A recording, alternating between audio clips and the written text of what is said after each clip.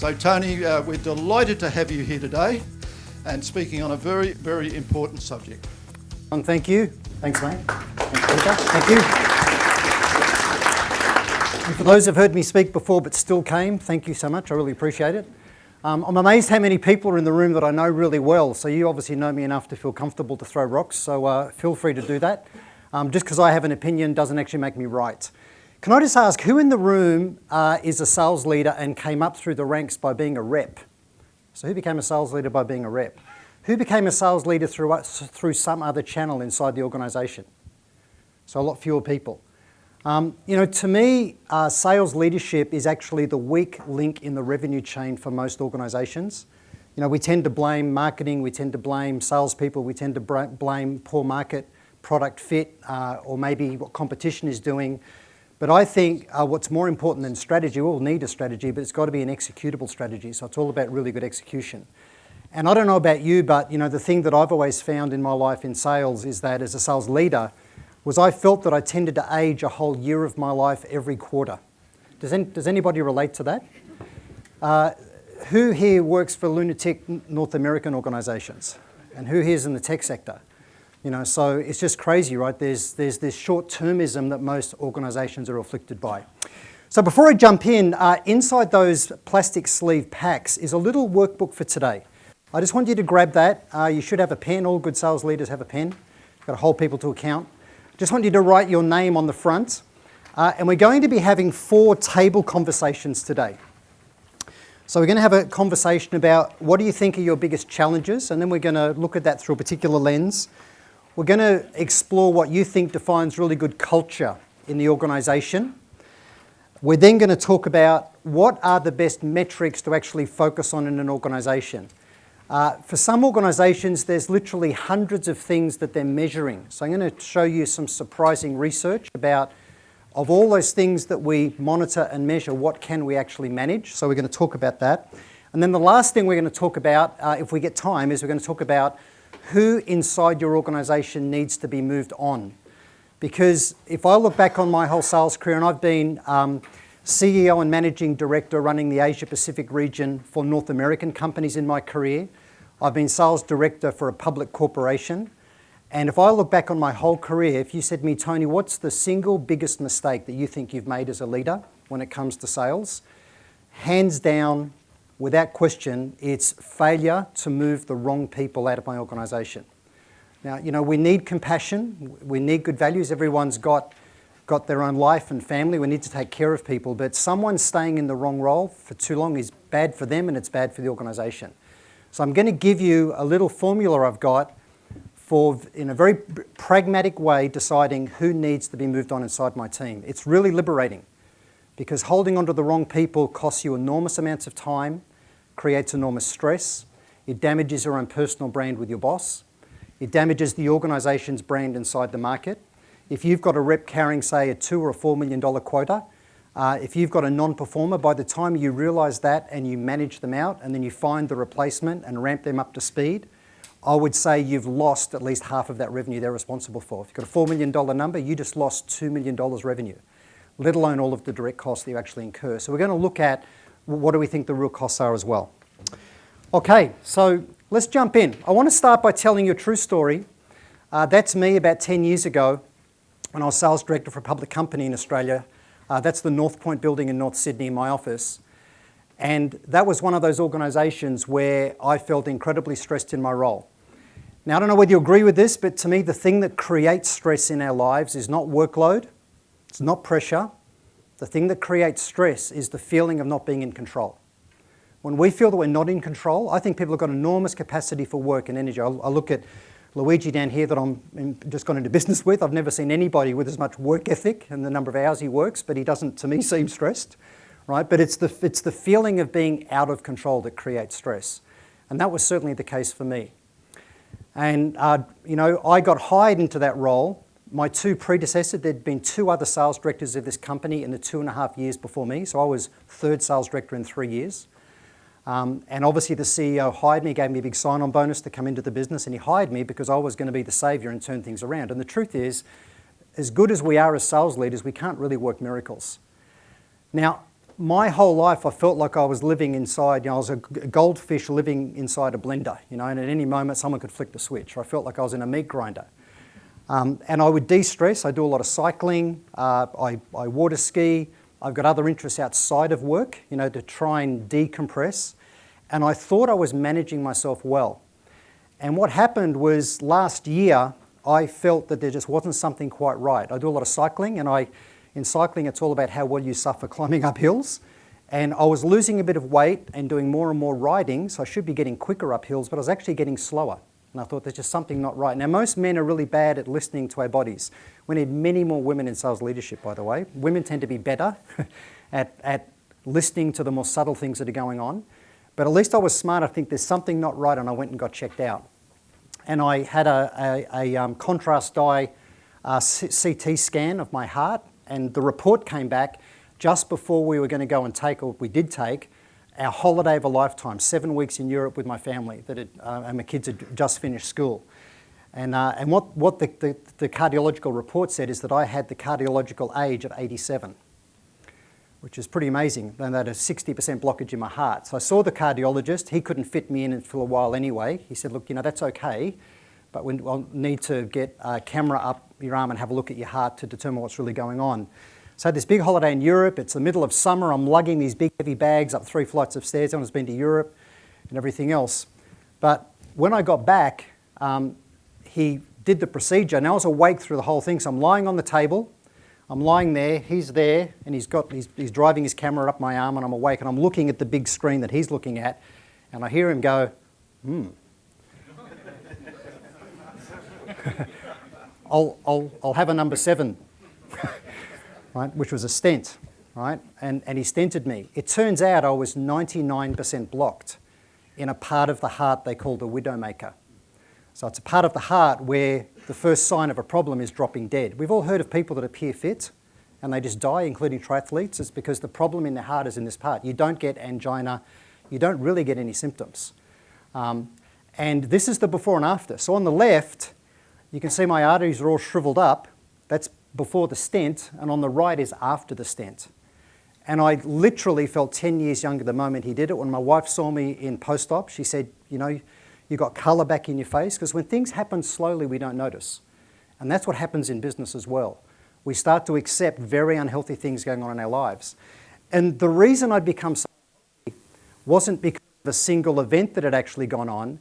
It was the cumulative effect of bad habits. And that's what often happens in our organisations. For example, if we allow our sellers to not be prospecting every single day of their life, if we allow them to go and have meetings that don't create progression, they're acting like they're a professional visitor, what we're doing is we're hardwiring to our organisation a culture of failure. Right? The things we tolerate and ignore are the things that we actually endorse. So, the thing it really said to me is I've got to look after myself. There's a few key things I want us to take away from today, and one is look after yourself. I know Kian's had heart issues and has been overseas in America and ended up in hospital with a whole lot of heart issues, right? We need to listen to our bodies. We need to self-manage. You can't manage a big team if you can't manage self. Now, if you have a look at the boardroom table where the CEO gets their leadership team together every week, who do you think is the most likely person next to be fired? Who's the most likely person, according to all of the stats, to lose their job, to be moved on, to resign? It's the sales director.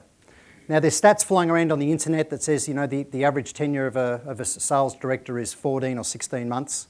All of the research I've done, and for those who know Tamara Schenk, she's having a look at this for me as well.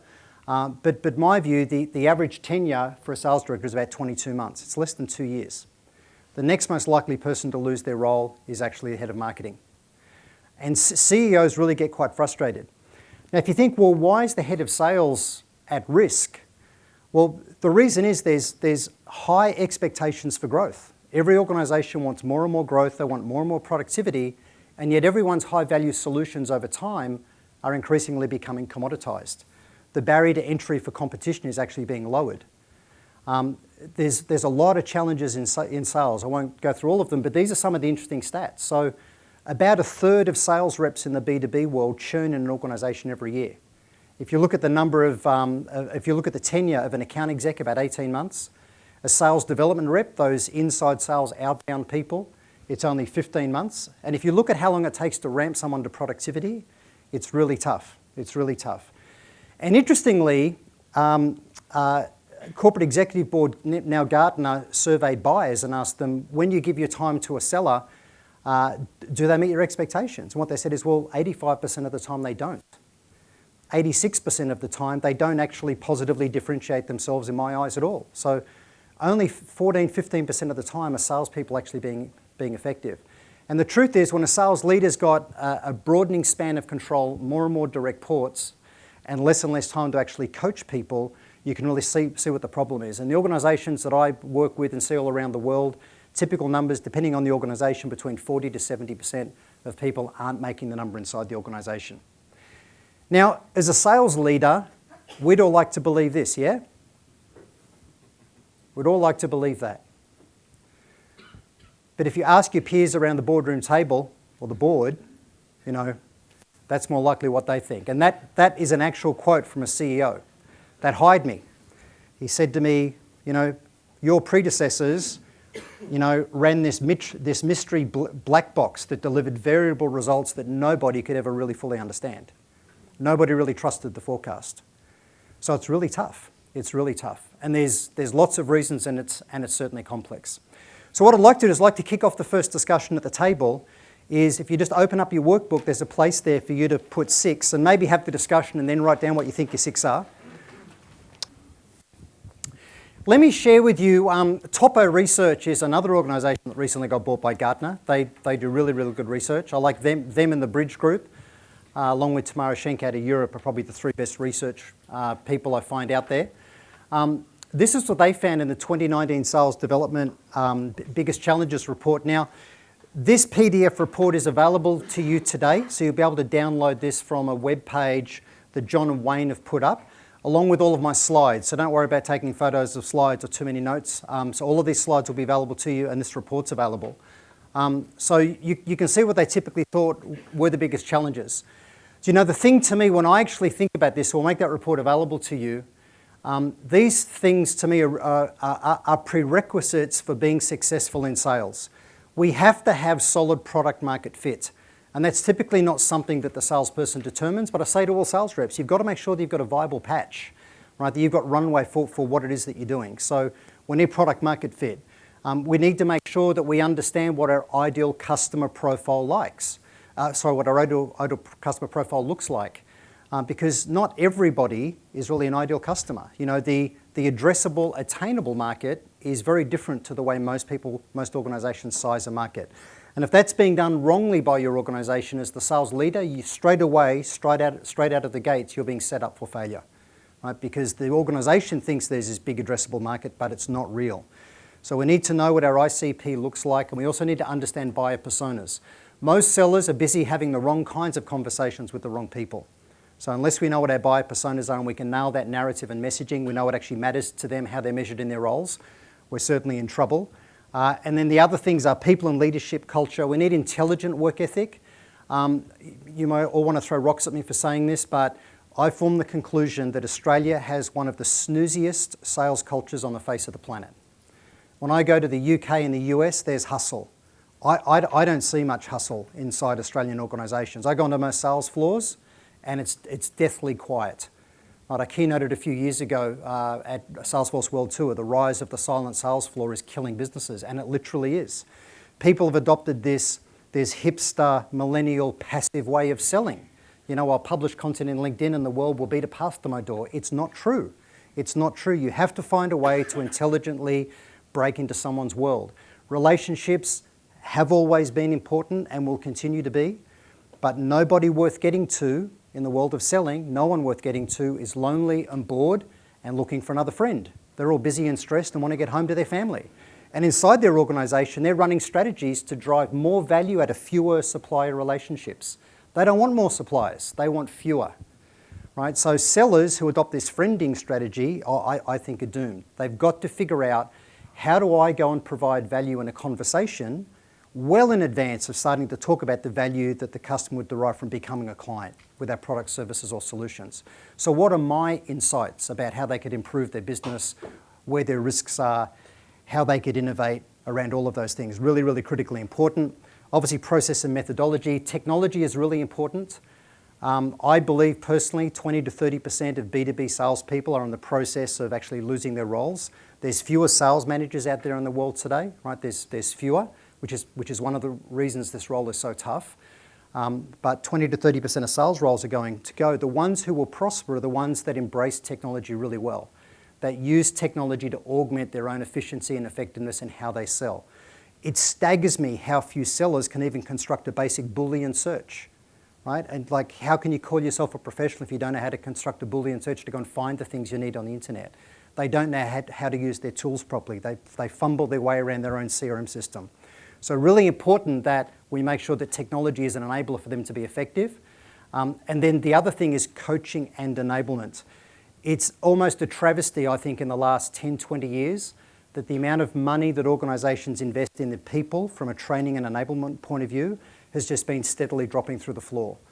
The best organisations are recognising today we have to invest in training and enablement, and we have to support sales managers to become sales leaders and coaches that have got time to be out in the field actually enabling people. So really, really important. Let's now think about your own sales culture. We won't actually have this table conversation for the sake of time, but we'll just talk about this a little bit now.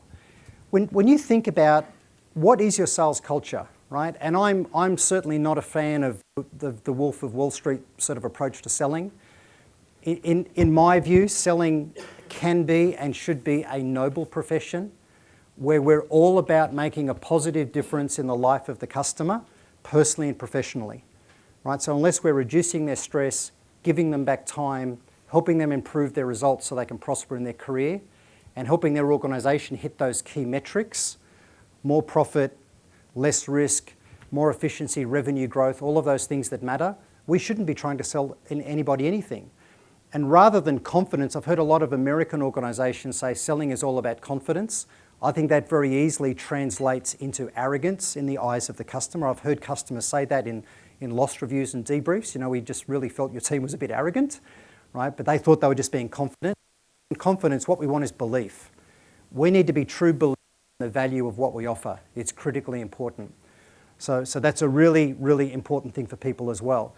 You know, maybe it's more the Jerry Maguire model. You know, it's all about passion, the fact that you'll fight, you know, attitude with people. Who here has seen the movie The Pursuit of Happiness? It's an awesome movie, right? And it shows the reality of selling, right? It really is a tough grind, right? And you've got to be persistent and you've got to be driven by good values. So I just want us to think about now, and you've got some room in your own workbook to write this down. So rather than as a table conversation, just as some quiet reflection for yourself, what really are your personal values that drive you as a sales leader? So in your workbook, we're actually over on page 3.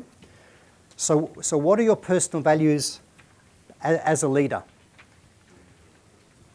And for example, things for me are intelligent work ethic, you know, is really important. What are your values as a leader?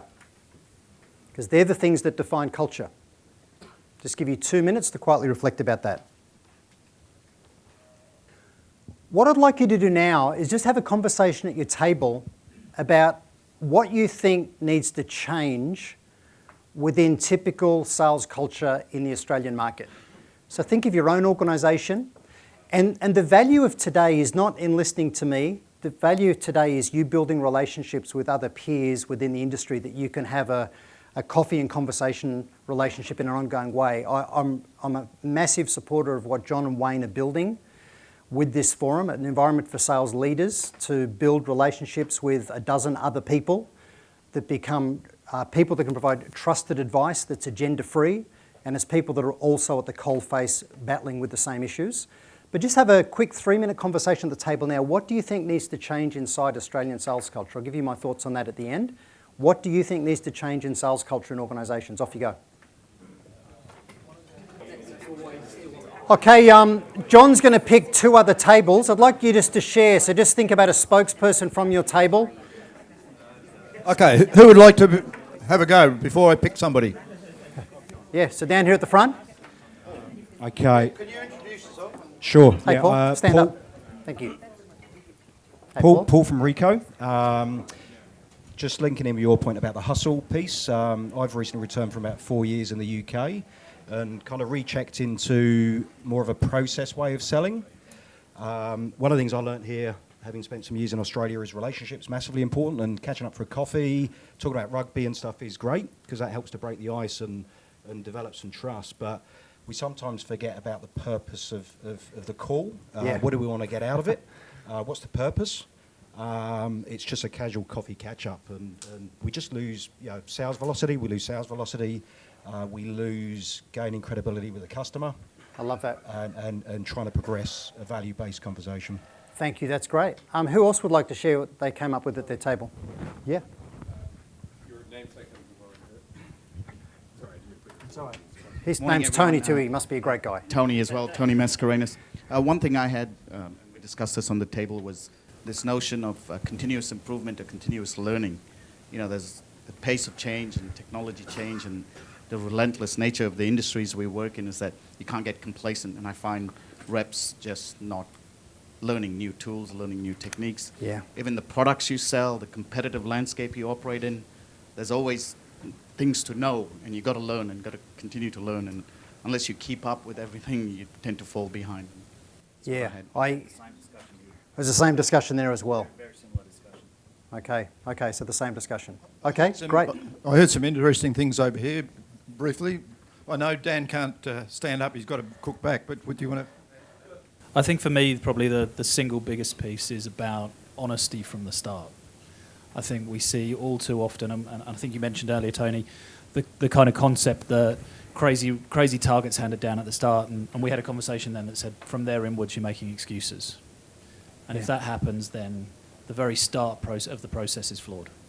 Yeah, I definitely agree with that. I love that. Okay, so definitely an absence of personal hustle. So if I was going to try and change culture, one thing is personal accountability.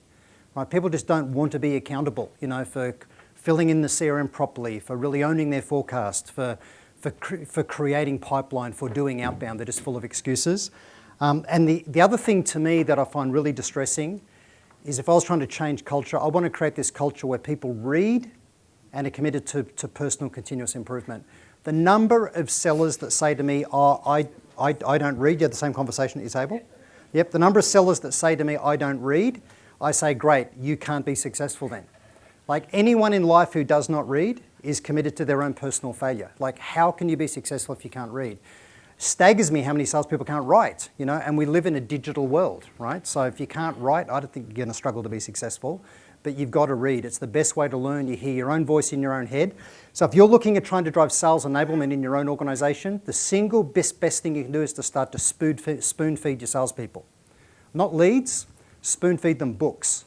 Say this month you're all reading, I'll make up a book, you're all reading Selling to Veto by Tony Parinello. Right? It's all about finding an awesome way that no one else is doing to break through to people in the C-suite.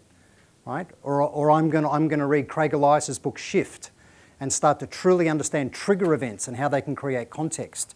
And then in sales meetings, hold them to account. Get them to share what did they get out of the book? What do they think we as an organization can do? What are they going to do differently as a result of reading this book? But what happens is you get them to invest 12 hours of their time instead of the company's time. They hear their own voice in their own mind. They engage their own imagination. It really tends to stick, right? Because courses on their own don't work, and nor does just reading on its own either, but it's incredibly powerful, it's really low cost, and it's really effective. Start a book club. One of the things I'd really recommend in your organization. Start a book club, hold the buggers to account to actually read, right? Yeah? That's the hard part. Is holding them to account? Well, the thing I do, so every time I run my programs, I say the pre-work is read my first book, and on day one, I use a thing called Kahoot. It's a game that goes up on screen. Everyone gets their mobile phone app out, and there's 10 questions. If you haven't read the book, you're gonna crash and burn in the test in front of everybody. So you say to them, when you turn up for this 2-day program, on the morning of day one, there's a test, right, on have you read the book. So read the book, right? So really important to do that. Okay. Well, yeah, one more. Yeah, Tony, Anthony Roberts, just on that point, maybe a little bit corny, but something I've been trying to implement with my people is in interviewing salespeople, and we used to ask a little simple question, tell me about the last sales book that you've read. And it's amazing that's probably less than 1 in 10 has read something contemporary that's been released in the last 12 months. So I really struggle to hire people that are not investing in their own education and having something relevant and contemporary to talk about. So just an interesting technique. It filters a lot of people out. Yes, so true. Get people to own their own sales enablement through reading. One last comment up there. We'll just wait till you get a mic to you. Just while that mic's coming over, I know Jason Jordan really well. He's a personal friend. This book, Cracking the Sales Management Code, in my view, is the best book ever written on sales management. There's been lots of books written on sales management. A lot of them are dry textbooks, that send you to sleep, right? This thing is awesome. I'm going to show you some information over here in a minute, but everyone in this room, if you're a sales leader, read Cracking the Sales Management Code. I'm going to talk about it in a moment and what those two stats are. Last comment up over here. Yeah, hi. So I think is this on? I think it's also important to model the behaviour that you want to see from your team. And it's all very well reading sales books, but I think you've got to also encourage your folks to be widely read generally. Yes. Not just about business, although business reading is important, but you've got to be a well-rounded person, because if you're going to engage with C-suite executives, you've got to be able to talk about business and talk about a lot of other topics to gain their interest and differentiate yourself. Simon, that's so true. So we know today that buyers have three big expectations of all sellers. So before the seller has been able to ask even one question, the potential buyer already expects that seller to know their industry, not the seller's industry, the customer's industry, the customer's company, including their customers, who their customers are, and that person in their role. So if you sell to CFOs in the mining industry, they expect you to understand mining, know what's going on in their company and who their biggest customers are, and what matters to that person in their role. How are they measured in their role?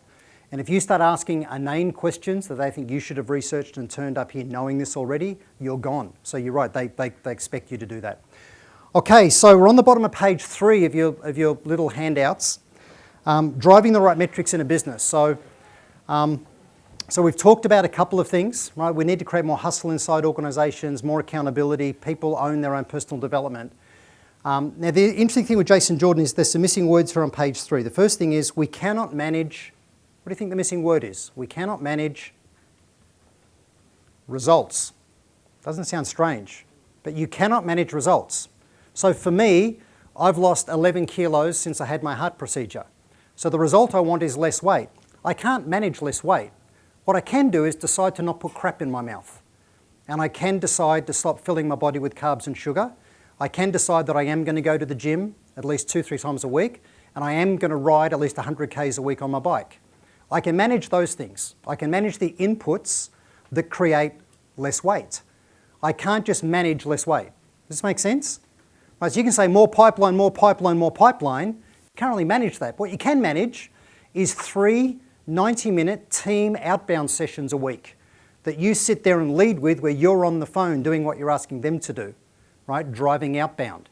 What you can do is say to people, you're not leaving the office on a Tuesday. Don't leave the office unless you show me your call list for tomorrow morning. Because at 7:45, we're in here together all on the phone. And I'm not having you turn up saying, oh, I need to research to build a list. Don't go home unless you have a list. We're in here at 7:45 on the phone. So you can manage, do they have a list, right? So you can't manage results, missing word is results. Instead, we must manage activities that feed into objectives. Make sense? So you've got to think about, this is the result I want. Well, if I want that revenue result, I need all of my people to have 3 to 5 times pipeline coverage, 3 to 5 times quality pipeline coverage of closable business in this period. That's what I need them to have. But I can't manage that, right? So the objective is to get 3 to 5 times pipeline coverage. The result is more revenue. The objective is 3 to 5 times pipeline coverage. The activity that creates that is getting people to build lists, including phone numbers, and execute time-blocked outbound activity. Would you agree? That's the thing you can manage. That's the thing that you can manage. If you want your people to be more motivated, you can't manage that. But what you can do is you can help educate them, you can help them set goals. You might decide that that's the thing you need to manage. We need to run goal-setting programs with every person. So they're committed to their own success for their reasons, because that's what truly motivates people. They're motivated by things they discover. They're not motivated by things that come externally. These two stats, 83% of metrics measured in CRMs are not sales activities. They're not things you can manage. 83% of what we stick in dashboards and all of those endless reports that we create in CRM systems. The next stat is that sales process management delivers 23% improved revenue performance. So what I would say to you in your own CRM system and dashboards, think about surfacing and displaying the information that people can actually manage, activity information. And if you think we've got to drive outbound but I can't measure it, you've got to implement your CRM in a way where people are dialing out of CRM, they're emailing out of CRM. There's simple tools. Even if you're emailing from Gmail or Outlook or something, you can just go at your CRM system with a code word and it'll pick up the prospect and stick it in there as a record automatically. You can start to measure these things. Measure the amount of outbound that people are driving. Start to measure activities. How many effective meetings are they having? Are they progressing deals through stage? We'll talk about this in a moment. And the other thing is you want to manage sales process by role, not by company-wide. Think about every person in their role. How does this person create progression? Now, in your handouts is a sheet, which is this. It's a bit of an eye test up on here. What I want you to do is to have a look at this. Now, this is my IP I created. It's really in the context of B2B enterprise software selling. So if you're not in enterprise software selling, this won't be on the money for you. You'll have your own nuances. But what I've thought about here is there's really kind of 5 main phases, and we need to have entry and exit gates through each phase, right? So that, for example, if someone wants to move into the develop the opportunity and confirm need, an interest, you go, well, the exit gate out of the previous stage is we've got access to the right information and all their key people. Because unless we have access to the right information and the key stakeholders in their business, you've got no chance of being able to go and do that. Make sense? So just have a look at that sheet briefly, and what I want you to do is on that following page, there's a list of 10 there. What do you think, just talk about this at your table, what do you think would be 10 things that you can actually manage? What are 10 things you manage? I'll show you my list of 10. So when I read Jason's book, it was very confronting to me because I kept confusing symptoms with causes, and I kept confusing the outcomes I wanted with the things that I can actually manage, right? So I came up with my own list. I'll show you what that is, but just take 3 minutes at your table, just sort of brainstorm. This would be a great thing for you to do once you read Cracking the Sales Management Code later. What are some good things you can manage inside your organization? Activities. Off you go. Here's my list. I'm not saying my list is right. I heard Louis talk about coaching, for example, right? So sales enablement done successfully. The best sales organizations I see have got e-learning platforms internally. Their whole onboarding process, it's an ongoing thing, but people have to do online training. It might be face-to-face, blended, mobile, web, but they get quizzes, they're tested, right? So you get people to complete training successfully. You can actually manage that. Call lists, you can manage whether people are creating call lists because you can say, show me your call list. Gee, there's no phone numbers here. How are you going to drive outbound tomorrow when there's no phone numbers? Oh, I use Lucia. Okay, great. Or I use Trigger, which is an amazing platform for actually getting sales intelligence data, right? So how are you going to get the phone numbers? You want people, if they create lists, to get them imported into CRM, right? So that you can see whether they're putting notes against contacts if they're dialing. You can create time blocks, whereas you as the leader can lead by example, be part of it, right? You can drive those things. You can make sure they're doing outbound calls and combos. So, often you can't measure the phone calls in organizations, but you can measure email. So my methodology for driving outbound is you've got to pattern interrupt people's propensity to ignore any marketing or someone they don't know. So you've got a phone, voicemail, email, text, in-mail, carrier pigeon, fax machine, letter. Like you just got to find a way to break through.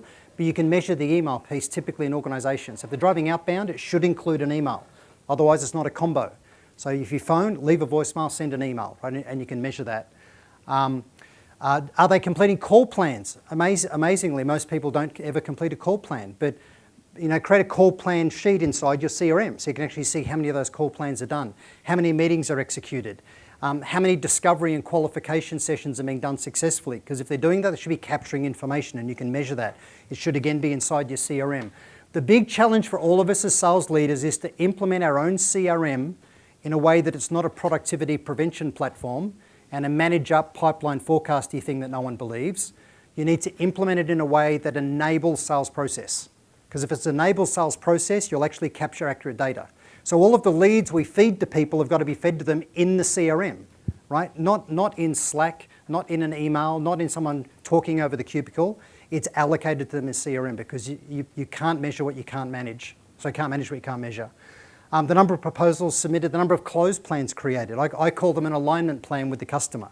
So rather than having a 30th of June close date and hoping it's going to happen, right, what's the customer's date? What are all of the interdependencies? What needs to happen? Show me you understand their process and it's been validated by them. So they're examples of some things that you could manage. So really, and 10's too many, just think, what are the 3 things I can really drive with my team that are inputs that I know are going to feed into objectives that then create results, right? So just go backwards from revenue and think, what can I manage? Pick a few things and do it effectively and lead by example. So last thing I want to talk about as we finish up and we'll move to Q&A is this thing that to me was my biggest weakness as a leader. Who belongs in your team? Who belongs in your team? And I've got a thing called the rule of 24. Now, on the web page that John and Wayne are going to send you a link to after today, there's a whole bunch of articles I've written, and there's one article that says who belongs in your team. There's 2 articles that are worded nicely, insights for sellers and insights for sales leaders. The real title of the article is Why You Deserve to Be Fired as a Sales Manager and Why You Deserve to Be Fired as a Salesperson. But it talks about the 12 reasons for each. But there's an article there about the rule of 24, who belongs in your team. And this is on page 5 of your little workbook if you want to have a look. And to me, when you look at your team, with each person, you say, okay, I'm going to look at each person through a lens of 4 questions. Are they performing is the first thing. So are they performing? Are they competent? Are they committed? And are they a cultural fit? And I'll just unpack those things a little bit. And if the answer to any 2 of those 4 questions is negative, they need to go.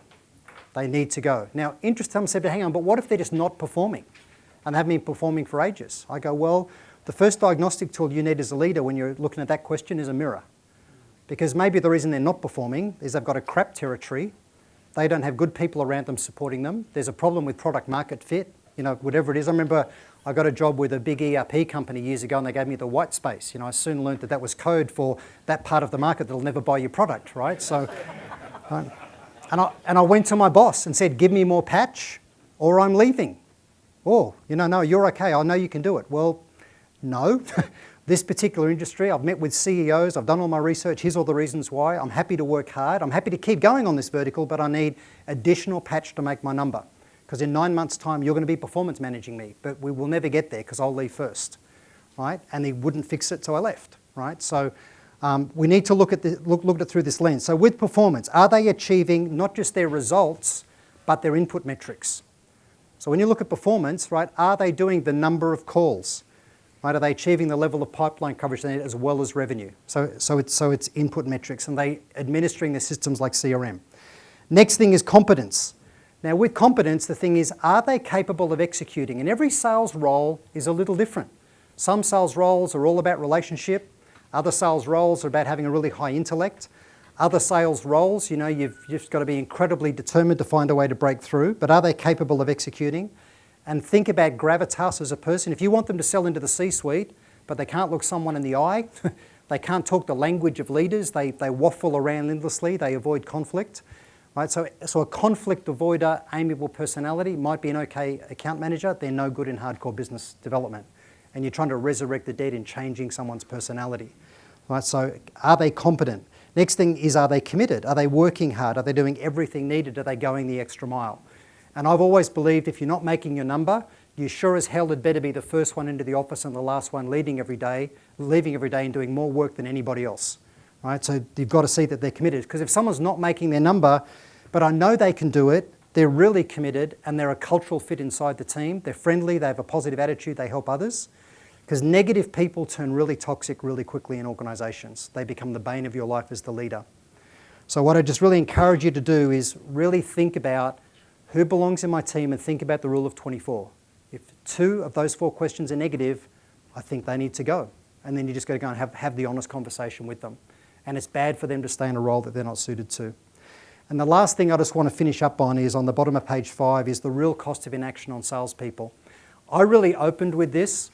So as you go away from today, I want you to really reflect on what is the real cost of you holding on to the wrong people.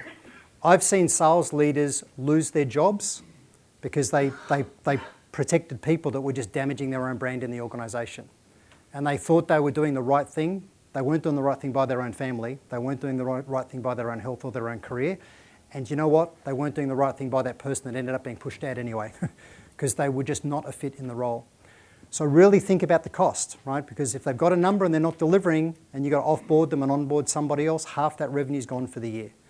And today, what I distressingly also see is a lot of organisations roll out comp plans and targets with very little overlay for the sales leader. They kind of need almost all of their people hitting their number to make it themselves.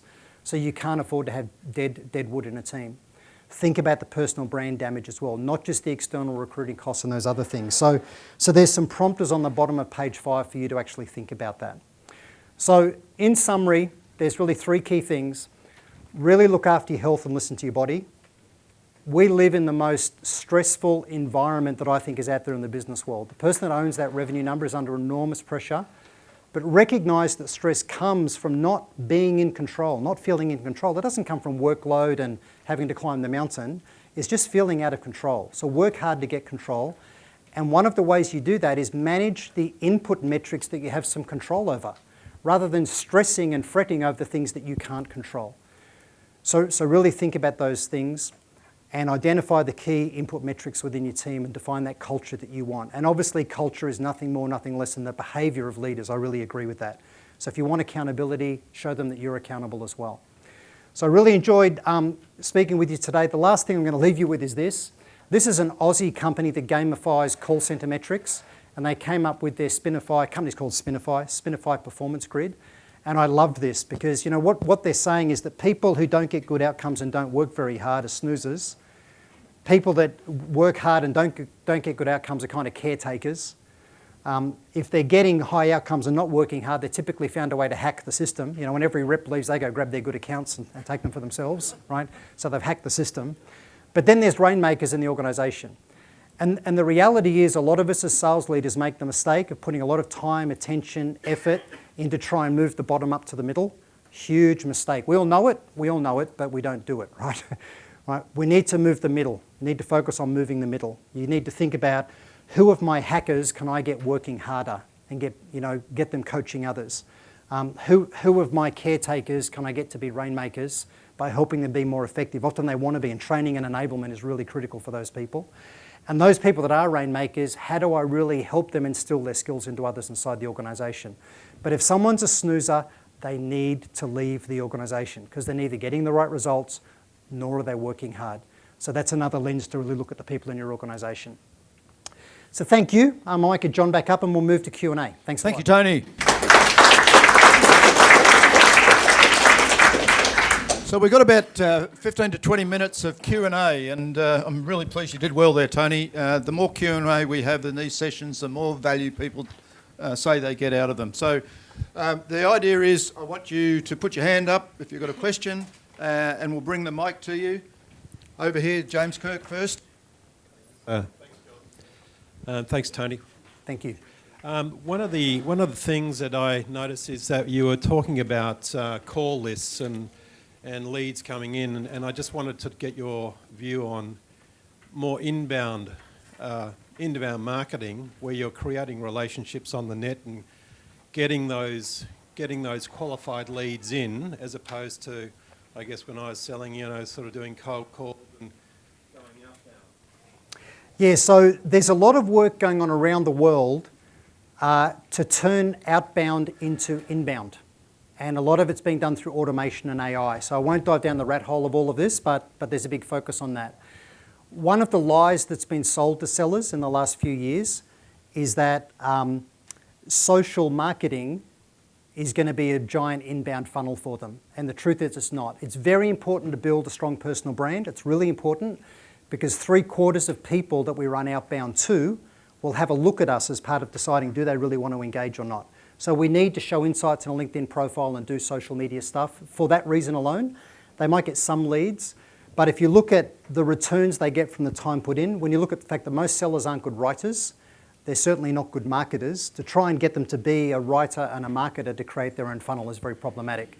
So we need to work with the marketing organisation to get them to use technology and tools to monitor for ideal customer profile organisations, and then trigger events that go on in the marketplace that create context for sellers. Because selling by definition means engage early at senior levels and start to set your own agenda before it's red ocean with competition. So that means monitoring for trigger events in the marketplace. So for example, anybody that's used your product at a happy customer and they leave and go somewhere else, that is a trigger event, and you're combining it with another powerful thing called a referral. It's a relationship of trust that already likes you, going into somewhere new where they're looking to be a bit of a hero in their role, especially if they're senior. So your ability to go and start a conversation, say, hey, we love working with you at this organisation, would love to understand what you're trying to achieve in the new role and whether we can help. I know Kian told me the story of that happened to one of his clients. He just congratulated them on the role move. Oh, actually, I need to do the same thing again. Come in and talk to me, no tender, huge deal, right? So monitoring for trigger events is really important. So think about monitoring for trigger events when you think about that process of trying to automate outbound a little better. Question here, Samir. Samir. Thanks. On the rule of 24, is there a time where you've felt maybe you've executed on that too early, or you've second-guessed whether someone has actually deserved to be let go because they've been short 2 of the 4? So I sound like I'm all hard and strong on this. The truth is I'm weak. You know, I really care about people. One of the things that happened early in my career, it wasn't caused by me, but I got the job to be MD running Australia, New Zealand for a big American, careful what I say here, big American software company that doesn't exist anymore. They got acquired twice, or the acquirer then got acquired. I walked into the role, a partner senior executive got pushed out for very good reasons. The person had a cocaine habit and they got pushed out of the business. The person committed suicide 10 days later. Right? And I wasn't part of pushing that person out, although they'd come to talk to me because we'd put them on credit hold. They weren't paying their bills. This was one of the symptoms going on in the business.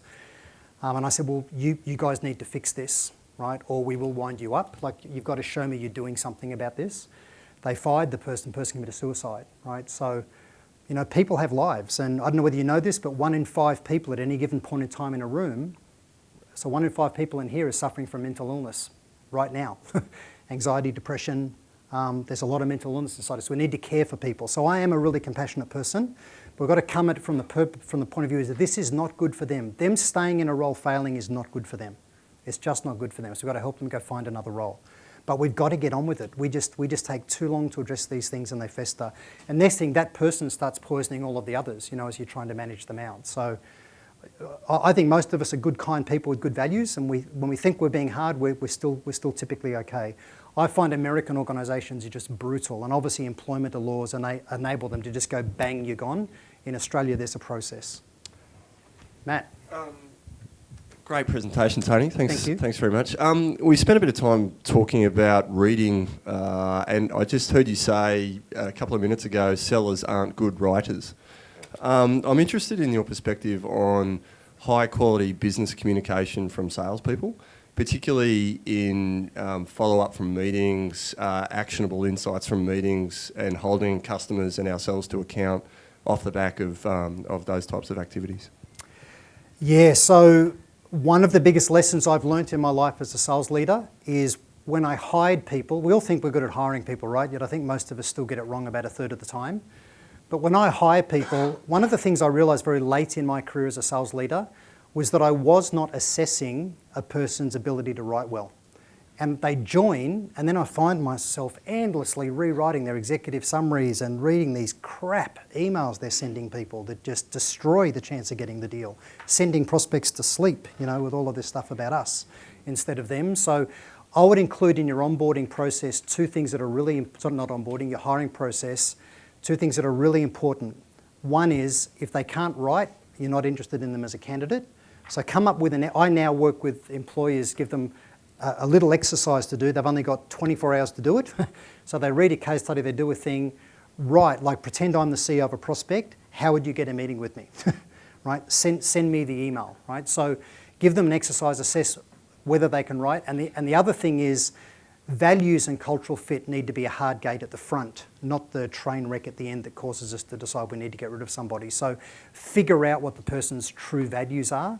You know, we don't want sellers in our team that would eat someone else's child if there was a buck in it for them, you know, or have a wonderful facade, but the truth is they're an empty suit. So we've got to try and get to that early. But to me, being able to write is really important because we live in a digital world. It's a, you know, it's a ticket to the dance to try and even get a conversation with someone. Does that answer the question? Yeah, kind of. Great opportunity for all you guys, sales coaches, to maybe look at that as an angle, because I think it's something, it's a big gap in the industry, really. Being able to write? Great communication skills from a written perspective. Yeah, I definitely agree with that. I think it's a great insight. Someone else? Yeah. Gunnar. Yes, hi. Hi. Okay, so one of the challenges that I am currently facing or dealing with right now with our organization is, you mentioned CRM and tools. Today, and especially in today's market, we can all agree that the right technology and tools are very important to success. Well, do you have any other suggestions or guidelines for that? Like, because in my situation, what I have is a bunch of tools available, but I'm confused or don't really know the exact way to tell whether or not this one's useful, this one's great, this one I have no clue. Yeah. Do you have any suggestions for that? Yeah, I do. The first thing is a lot of us give tools to people and get frustrated that in our sales teams they're not using those tools effectively. And the truth is, again, we need a mirror to diagnose that problem because we're not really enabling them well. So a lot of organisations will give salespeople, for example, Sales Navigator, but you know, you need to train them is the first thing properly and onboard them properly with the tool. But you need to say to them, so let's imagine you're going to Brisbane next week and you want to get yourself 5 meetings a day for the 2 days that you're up there. Show me how you'll go and get those meetings using Sales Navigator. Show me how you're going to create a filtered search to find companies within our ICP in the Brisbane geography based on role, and then monitoring for some kind of context or trigger event that's going to make it easy for you to get the meeting. Show me how you'll do that in the tool. Most people, you know, just look at you like a deer in the headlights, right? They're really not sure how to do it. So segment your tools into early top of funnel tools, you know, things that will create opportunity ahead of whatever happens in the CRM. Then think about those tools that enable sales process is really important. And then there's just sales intelligence tools, things that give you email addresses, phone numbers, and other tools like those. So just think about what's the problem I've got to solve for them. Because I think getting your salespeople to be successful is a case of just removing one problem at a time. They go, well, you know, I can't do as many phone calls because it takes so long to research, right? So there's products out there, this thing called Trigger AI, that just surfaces tons of information about companies. It also gives you email address and phone numbers. So do products like Lucia, you know, DiscoverOrg and Zoom, all of these kinds of products will do this. Sales Navigator does a lot of it. So teach them to do pragmatic research. So think each tool, how they're going to be effective. Okay, thank you. I've gone through all that pain. I've gone the tools for I'm not going to call them the kids, but all the guys in the office. What about tools for sales managers? I spend my weekends auditing. Have they done their calls? Where are we at with pipeline? Have we progressed it? And so I don't feel all those tools give me my day back. Yeah, so the number one tool as a sales leader that should really work well for us, but it doesn't most of the time, and it's not the fault of the product, it's our fault, is CRM. So, you know, when I had this slide up here earlier of that sales stage process map, you know, that I've used with clients, I get them to implement CRM in a way that maps to those stages. And I get them to think about time in stage. So if something's been sitting in a stage beyond a certain period, every business will be different. Beyond a certain period of time, it should give you a red flag, right? So every sales leader needs a great sales ops manager that's masterful with their own CRM. And they think about, how do I filter out all of the, you know, dashboards and reports down to the few things that matter for Lee as the sales leader or that matter for the salesperson, and thinking about how are we ensuring progression through stages. Even in qualification, a lot of sellers think about simple acronyms like BANT, you know, budget, authority, need, timeline to qualify. The truth is, it's not a qualified prospect unless the prospect will give us access to key information and people. If they won't do that, I don't care whether your BANT thing says they're a prospect, you're not getting meaningful engagement with them. And that should be being captured in CRM. So as the leader, think, I want discovery captured in CRM. I want phone calls captured in CRM. I want a call plan built in CRM and spits out as a PDF, because then you can see it. The problem we have is we're trying to manage, but we don't have visibility. You know, and what we get is a whole lot of noise from our sellers. So we're just going to say if it's not in the CRM, it didn't happen. And we're going to implement the CRM in a way that helps enable the process and makes it more efficient. So when you're calling someone, dial out a CRM, screens there, capture your notes. You're not transcribing things later. Okay, so get the tool to spit out. Yeah, so you want the tool to enable the process. If the tool is not enabling the process, it's not a good tool. Right? Salespeople, they find a million reasons not to use it. They've even said to me, Tony, do you want me to spend time in front of prospects, or do you want me to fill in the CRM? And I say, that is the most inane thing I've ever heard. That's like the pilot saying, Tony, do you want me to fill in the logbook, or do you want me to fly the airplane? Or the doctor saying, you know, do you want me to update your medical records, or would you like me to diagnose? Well, I want you to do both. Aren't you a professional? Surely you keep a system of record. Yeah. Someone else, over here. Thank you. Ah, hi. Iris Chan. By the way, Iris leads the Sales Enablement Society. So anybody in your organisation that runs sales enablement should join that society. Thank you so much, Tony, for sharing about the Sales Enablement Society. I have a couple of thoughts around the tools and technology side of things. I think it's also helpful information for the sales manager to be able to get some visibility into how the prospect or buyer is actually engaging with the sales rep. And there are now tools that enable a sales manager to have that level of visibility. For example, conversational intelligence tools. So you can actually hear those conversations that your rep is having with the prospective customer. For example, tools that now measure through a document link, seeing, whether the buyer is actually reading the PDF, the document that your sales rep has sent, as part of the email communication that he's writing, and he's supposed to write very well. So, those are the kinds of tools that I think also would provide a sales manager a lot of that visibility around engagement, whether your seller is actually needing more help, more support, or, they're actually on track within that sales cycle. Yeah, thanks. That's really great advice, Iris. And those tools, by the way, can measure sentiment. How many of the words are all about us instead of them. It's really good. How much of the talking time is us instead of the prospect. They're great. Last or second last question? Yeah. You raise an important fact about managing and measuring activities. Yeah. Can you share any best practice around how you turn that from being viewed as micromanagement to a value type scenario for the salesperson? Yeah, so to me, it all comes down to intent. So if what we're conveying, so what we want our sellers to do, our sellers want to convey to the prospect that they're all about helping that prospect achieve a far better state of affairs in their business. And if we're unable to do that, that's okay, we'll just move on. And for us as a sales manager, sales leader, the intent we want to convey is I'm all about you being successful. You maximising your commission, you minimising your stress, having a great career with us, really enjoying what you're doing. And sit down with them and reverse engineer their metrics. So if you have a look at what their target is, the first thing is, well, you don't just scrape over the line with target. Like, let's set a goal to do 140% of target. Where are you now? What's the delta? Okay, so here's the gap. Let's look at current pipeline coverage. Let's reverse engineer this. So this is what you'll need to do to de-risk attainment of your goal. Like, what is your goal? Don't tell them what their goal is. Get them to set their goal.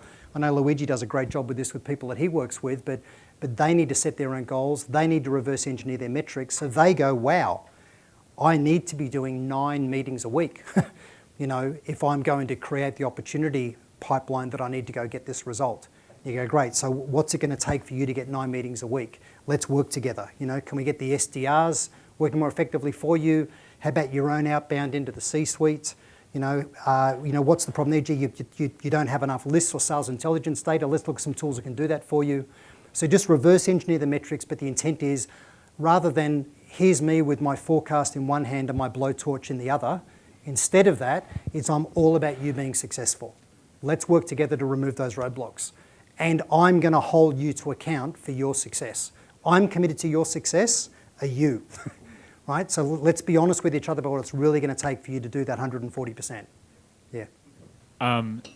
When you talk about core lists and territories, how do you think that applies to a more purely strategic or enterprise sales role where your patch might be, 3 companies? Yeah, so if you're doing account-based marketing and account-based selling, it's the same thing. You still need to assess product market fit, you need to size your territory, you need to map the white space in those accounts about where you're going to sell to. So it's the same process, it's just into a more definable arena. So, and the whole market is moving to account-based selling and account-based marketing, where selling and marketing work much better together in those environments as well around really good content strategies. But it's a case of elevating relationships, finding other lines of business inside those big enterprise organisations, and understanding those companies' goals, strategies and initiatives, and then seeing where do we map, right? Where do we map to those things? Because that's how you unlock opportunity. So again, the thing you want to manage is joint account planning, right? So those account planning sessions is what will unlock those. Thank you. Thank you very much, Tony Hughes.